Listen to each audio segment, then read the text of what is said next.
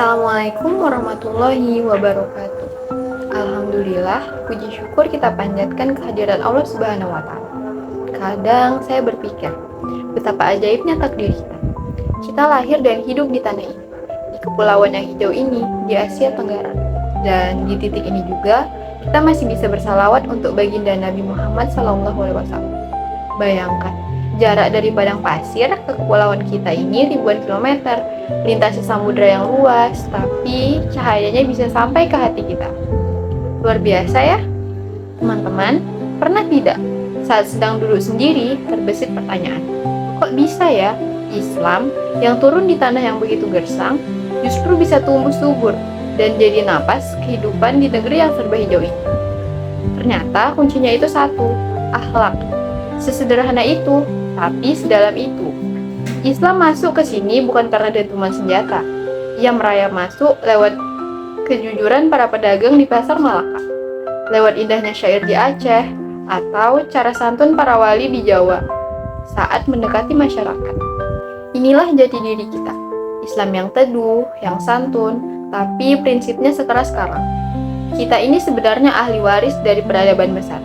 Kita punya ulama yang kitabnya dipelajari sampai ke Mekah.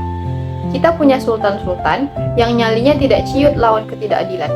Itu darah yang mengalir di tubuh kita. Tapi jujur saja, tantangan kita sekarang berbeda cerita. Kita hidup di digital, di mana semua serba cepat. Tapi saking cepatnya, kadang kita kena amnesia sejarah.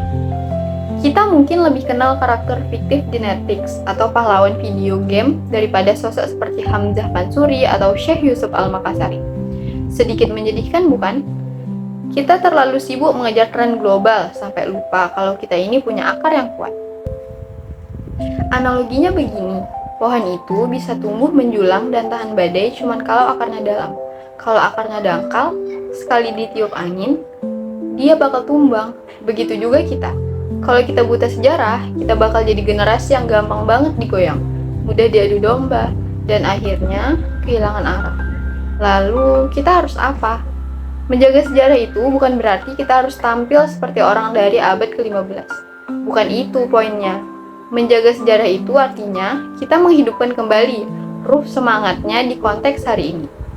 Misalnya begini, dulu pendahulu kita jujur saat dagang di pelabuhan. Nah, sekarang bisa tidak kita jadi pengusaha atau pekerja digital yang paling amanah? Dulu, ulama kita gila belajar. Sekarang, sebagai mahasiswa atau pemuda, sudahkah kita jadi orang yang haus literasi? Yang tidak gampang telan mentah-mentah berita hoax? Atau hal kecil, jadikan media sosial kita galeri sejarah. Ceritakan kehebatan masa lalu kita, biar adik-adik kita tidak merasa kecil dengan identitas mereka. Intinya, sejarah itu bukan cuma angka-angka mati di buku paket sekolah. Sejarah itu cermin. Kalau kita tidak mau melihat ke cermin, ya kita tidak akan pernah tahu siapa kita sebenarnya. Jangan biarkan warisan emas ini tertutup debu modernitas. Ayo kita buktikan kalau Muslim Asia Tenggara zaman sekarang itu keren, pikirannya maju dan intelek, tapi akhlaknya tetap membumi.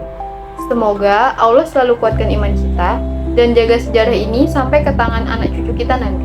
Amin. Wassalamualaikum warahmatullahi wabarakatuh.